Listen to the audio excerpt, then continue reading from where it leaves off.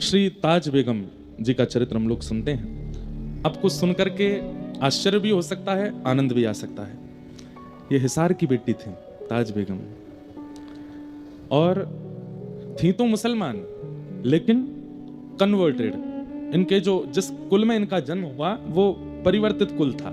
पहले हिंदू थे, बाद में ये मुगल जब आए ना, वैसे मेरी बात पर हो सकता है कि लोग बाग डिबेट करने लगे या कुछ भी उल्टा सीधा बोले, लेकिन कोई हमें भय नहीं। भारत में लगभग जितने मुसलमान हैं वो सब पहले हिंदू ही थे। लगभग जितने भी हैं उन सबका परिवर्तन कराया गया। उनके पूर्वज निकाले जाएं तो वो हिंदू ही निकलेंगे। कोई डर से किए गए, कोई लोभ से कराए गए, ऐसे जानबूझ करके कई लोगों को परिवर्तित किया गया। तो उन्हीं में से एक कयाम खानी, उस समय के मुस्लिम परंपरा थी कयाम खानी, उसमें इनका जन्म हुआ था ताज बेगम का। इनके पूर्वज हिसार के रायसल राजपूत, और रायसल राजपूत जो थे ये मधु पंडित जी के शिष्य थे, जिन्होंने वृंदावन में श्री गोपीनाथ जी को प्रकट किया। गोपी ग्वाल सब ही उर धारे, प्यारो गोपीनाथ मधु पंडित जिन कंठ लगायो, है रही जय जयकार वृंदावन प्यारो वृंदावन। तो श्री वृंदावन के सप्त निधियों में जो तीसरे ठाकुर हैं श्री गोपीनाथ जी, उनको जिन्होंने प्रकट किया श्री मधु पंडित, वो रायसल राजपूत राजा के गुरु जी थे। तो उस नाते से फदल खां जो था वो मधु पंडित जी को भी मिला और गोपीनाथ जी के उसने दर्शन किए। गोपीनाथ जी का जब वो दर्शन करने आया तब उनकी पुत्री यानी कि ताज बेगम बहुत छोटी सी थी, और श्री गोपीनाथ जी की मधुर झांकी जब ताज बेगम ने पहली बार देखी, पिता के साथ आई थी। हाँ, उन तीनों की चर्चा चल रही थी किसी बात पर। यहां ये खेलती खेलती आंगन में, और ताज बेगम अंदर चली गई, और अंदर जाकर के जब ठाकुर जी का इसने दर्शन किया, बस दर्शन करके मानो जैसे गोपीनाथ जी बात कर रहे हों। गोपीनाथ जी को भैया देखो, आप कितने भी भक्त चरित्र उठा के देख लीजिएगा, जितने भी भक्त बने हैं जिनके चरित्र व्यासपीठ से गाए जा रहे हैं, या तो वो ठाकुर जी ने स्वीकार किए हैं। भाई हम सब ठाकुर जी को स्वीकार करते हैं, पर हम पर ऐसी कृपा नहीं होती।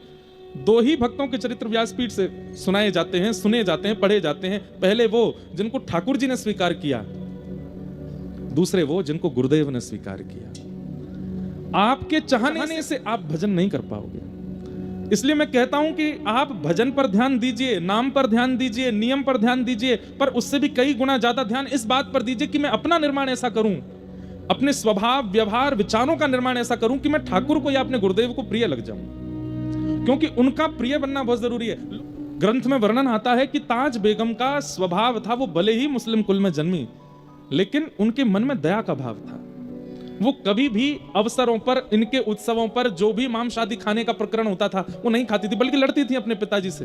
पिताजी, एक जीव को मार करके हम कैसा उत्सव मना रहे हैं, हम कौन से भगवान को प्रसन्न कर रहे हैं? जो एक जीव की मृत्यु स्वीकार कर रहा है वो परमात्मा एक दिन हमारी मृत्यु भी स्वीकार कर लेगा।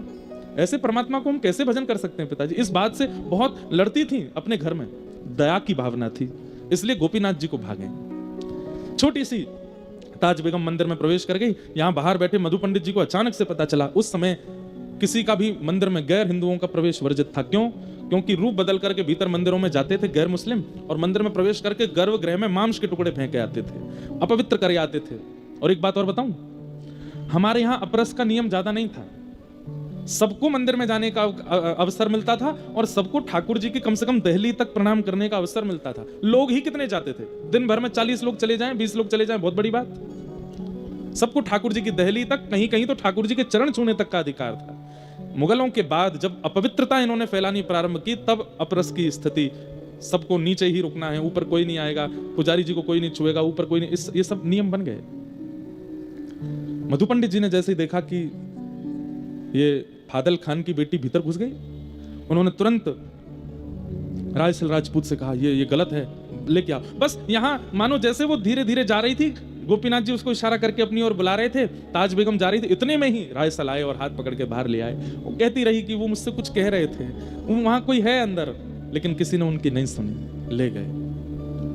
ये प्रथम बार मिलन हुआ ताज बेगम का ठाकुर जी से, बस एक अनुभूति जैसी हुई। उसके बाद धीरे धीरे ताज बेगम बड़ी हुई, मदरसों में जाके पढ़ती थी, अपने धर्म के ही सब चीजें वो सीखने लगी, करने लगी, धीरे धीरे सब उनका हुआ, बड़ी हुई। एक बार फादल खान को अकबर ने दिल्ली बुलाया, और फादल खान अपनी पुत्री ताज बेगम को लेकर के गए। जैसे ही सभा में ताज बेगम पर अकबर की दृष्टि पड़ी, और वो जिस काम से बुलाया था वो काम वाम तो सब भूल गए। उसने फादल खान से कहा, हम तुम्हारे सब काम करवाएंगे, जो तुम कहोगे सब कर लेंगे, तुम्हारी जो जो हिसार में तुम चीजें चाहते हो, ये करवाना है वो करवाना है, और भी तुम्हारा सब हम करने को तैयार हैं, पर बदले में हमें कुछ चाहिए। बोले क्या? तुम्हारी पुत्री को हम अपनी बेगम बनाना चाहते हैं। फादल खान सुन करके भौचक्का रह गया। बोले कि महाराज आप मेरी पुत्री से विवाह करेंगे? बोले हाँ। उसके लिए तो मानो जैसे परमात्मा प्रकट होकर बोल रहे हो कि अपनी पुत्री मुझे दे दो, अकबर कह रहा है।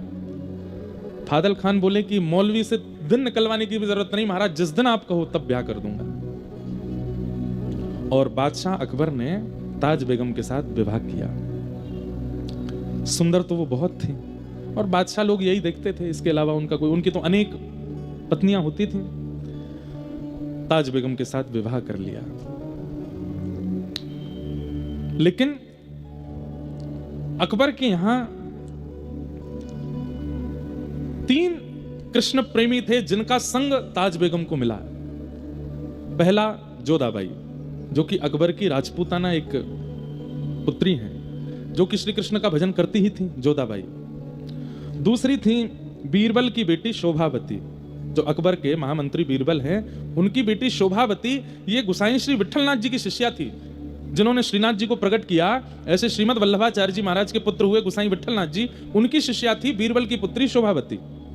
ये जोधाबाई की सेवा में रहती थी, ठाकुर जी की सेवा में। और तीसरी हुई वृंदावन दास जी, एक थे, उनकी बेटी लीलावती। ये 3 अकबर के महल में कृष्ण भक्ता थी, और ये पूरे महल के सब कार्यों से बस छुप छुपा करके एकांत में तीनों इकट्ठी होती थी। और यहां शोभावती गुसाई जी से जो कथा सुन के आती थी, वो जोधाबाई को और लीलावती को बैठ करके सुनाती थी। एक दिन एक कोने में बैठ करके कथा चल रही थी, और शोभावती कथा सुना रही थी वृंदावन उद्धव प्रसंग। श्री उद्धव जी वृंदावन गए हैं, व्रज गोपियों की सुध लेने के लिए वृंदावन गए हैं। और बस वही प्रसंग कहते कहते नंद बाबा की स्थिति, यशोदा मैया की स्थिति, गोपियों की स्थिति, सखाओं की स्थिति, वृंदावन की स्थिति, यमुना जी की स्थिति कहते कहते श्री किशोरी जी की स्थिति जब कहने लगे, जोधाबाई और लीलावती तो मानो जैसे रो रो करके बेहाल हो रही थी। और उसी समय ताज बेगम नई नई आई है, महल देख रही थी, पूरा घूम रही थी, एक एक कोने देख रही थी। ताज बेगम वहां पहुंच जाती है, और वहां पहुंच करके चुपके से देखती है कि ये सब रुदन क्यों कर रहे हैं, इनके रुदन का कारण क्या है। और बैठी बैठी बस वो बाहर से सुनने लगी कि क्या बात है। और शोभावती के मुख से, जब किशोरी जी के मुख से गाया गया भ्रमर गीत, ये कथा शोभावती सुना रही है जोधाबाई और लीलावती को, और बाहर बैठी बैठी सुन रही हैं ताज बेगम। जैसे जैसे वो कृष्ण नाम बोलती हैं, तैसे तैसे मानो ताज बेगम के पूरे शरीर में जैसे कोई स्फूर्ति जैसी आ जाती हो। अचानक से कृष्ण कृष्ण कृष्ण कहते जब किशोरी जी आर्तनाद करने लगी, रुदन करने लगी, और ये बात जब शोभावती सुना रही थी, तो मानो जैसे बाहर बैठी हुई ताज बेगम का मन स्थिति ऐसी विचलित होने लगी। तभी वहां पास में रखे किसी वस्तु का स्पर्श हुआ, जोर की आवाज हुई, भीतर का जो ध्यान था वो टूट गया। उठ करके लीलावती बाहर गई तो देखा वहां पर मूर्छा अवस्था में पड़ी है ताज बेगम। तीनों उसको लेकर के भीतर आए। शोभावती बोली, ये स्थिति तो किसी अत्यंत प्रेमी की होती है, नेत्रों में आंसू हैं, मुख कंपायमान हो रहा है, शरीर पूरा ज्वर से चढ़ रहा है, ये स्थिति इसकी कैसे हो गई। हे जोधाबाई, मुझे लगता है कि ताज बेगम कहीं ना कहीं किसी ना किसी रूप में हमारे प्रियतम से जुड़ी हुई है, तभी ऐसी स्थिति इसकी बनी है। ये प्रेम पुलकित लक्षण सामान्य रूप से किसी के अंदर प्रकट नहीं होते जो इसके अंदर प्रकट हो रहे हैं। जल का छिड़काव किया। ताज बेगम जब होश में आई, पूछा, तुम ऐसी क्यों हो गई थी। ताज बेगम कहती है, आप जो यहां बैठ करके सुना रही थी, मुझे नहीं पता वो कौन है, मुझे नहीं पता उद्धव कौन है, मुझे नहीं पता वो गोपियां कौन थी, मुझे नहीं पता वो कौन है, मुझे नहीं पता उद्धव कौन है, मुझे नहीं पता वो गोपियां कौन है, ये वृंदावन, ये मथुरा, ये सब क्या है। बस मुझे एक बात याद है कि मैं बाल्यकाल में अपने पिता के साथ वृंदावन गई थी, और वहां मैंने एक झांकी देखी थी। शोभावती बोली, थोड़ा बताओगी कैसी झांकी। बोला, हाँ वो झांकी तो मुझे आज भी अनुभव होती है। कैसी झांकी थी। बोले, सिर पर मुकुट धारण था, कमल जैसे सुंदर नेत्र थे, मधुर मुस्कान थी, ऐसे भुजा में वंशी धारण की हुई थी, पीतांबरी पहनी हुई थी, और पैर कुछ टेढ़े से धारण कर रखे थे, सीधे नहीं खड़े थे वो, और मुझे अपनी ओर इशारा कर रहे थे। शोभावती, जोधाबाई और लीलावती तीनों सुनकर के रुदन करने लगी और बार बार ताज बेगम को हृदय से लगाने लगी। अरे तुम तो चुनी हुई हो, तुम तो पहले ही स्वीकार कर ली गई हो। ताज बेगम बोली मैं नहीं जानती इन सब के बारे में ज्यादा, पर पता नहीं क्यों आपके मुख से वो बात सुनना, आप लोगों की यह स्थिति देखना, मुझे मन कर रहा था कि आप शांत ना हो और मैं उसे सुनती रहूं। आप जब वर्णन कर रही थी मेरे चित्त में अपने आप प्रकट हो रहा था कि कोई नदी बह रही है, सुंदर सुंदर वृक्ष वल्लरियां हैं, सुंदर पर्वत हैं और वहां नील कांति का कोई व्यक्ति घूम रहा है, उसका मुख नहीं दिख रहा था। ये सारे अनुभव होना सामान्य बात नहीं थी एक जोधाबाई के लिए, जो मदरसों में पढ़ी है, जिसने पूर्ण रूपेण संपूर्ण मुस्लिम भावों को अपने जीवन में रखा है। वो कैसे अनुभव कर सकती है इन बातों का? ठाकुर जी ने चुना है उसे। अब तो 3 से 4 हो गई और शोभावती, लीलावती, जोधाबाई जब जब कीर्तन भजन करती हैं, ताज बेगम बैठ करके सुनती और सुन के खूब रोती है। लेकिन ताज बेगम अकबर को इतनी प्रिय थी, वो ज्यादा देर अपने से दूर उसको रहने नहीं देते थे और ये घूम घूम करके आती और बस इनसे योजना बनवाती कि कैसे भी मुझे उनसे दूर लाओ। जोधाबाई के ठाकुर जी का उत्सव होता, ताज बेगम खूब उसमें आनंद करती। यही कथाओं की श्रृंखला चलती गई और चलते चलते कुछ समय वर्ष निकल गया। आज ताज बेगम शोभावती से कहती है, मुझे ऐसा क्यों लगता है कि मैं एक जगह रुक गई हूं, उससे आगे नहीं बढ़ पा रही हूं। मैं एक स्थान पर ही, एक भाव में ही हूं, उससे ऊपर मेरे भाव जा नहीं पा रहे हैं। आप नित्य कथा सुनाती हैं पर मेरी स्थिति एक ही जगह, मानो जैसे मैं कहीं फंस गई हूं, उससे आगे बढ़ने का, इस पथ पर और आगे जाने का, जिस प्रियतम की आप चर्चा सुनाती हैं उनसे और मिलने का और क्या उपाय हो सकता है? तब शोभावती कहती है, गुरु आश्रय, शरणागति, गुरु दीक्षा, ब्रह्म संबंध, यही हैं वो नियम जिनसे कोई गुरु तुम्हें स्वीकार, मतलब भगवत प्राप्त व्यक्ति तुम्हें स्वीकार करे तो तुम्हारी गति बढ़ने लगेगी।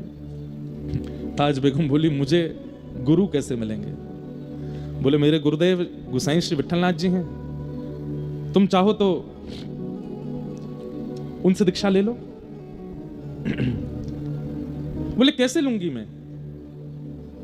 मुझे कभी बादशाह जाने नहीं देंगे और बादशाह, आप लोग जानते हैं कि वो 24 घंटे मेरी पहरेदारी सी करते रहते हैं, पूछते रहते हैं कहां है ताज, कहां है ताज, कहां है। उन्हें 24 घंटे मैं चाहिए हूं। इन सबके बीच से निकल करके गुरु आश्रित होना, ये कैसे होगा? बहुत ध्यान से सुनिए, आज पहली बार हम इतने विस्तार से सुना रहे हैं ताज बेगम का चरित्र। तब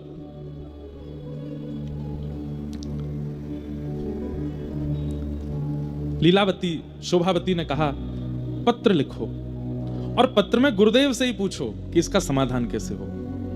तब ताज बेगम ने एक पत्र लिखा और पत्र लिख करके गुसाई श्री विठलनाथ जी को भेजा। उस पत्र में लिखा कि मैं ऐसे ऐसे, ताज बेगम मेरा नाम है, मैं अकबर की पत्नी हूं, मेरे लिए बहुत दुष्कर है कृष्ण भक्ति करना, पर मैं फिर भी करती हूं, मुझे क्या क्या अनुभव होते हैं वो सब लिखा।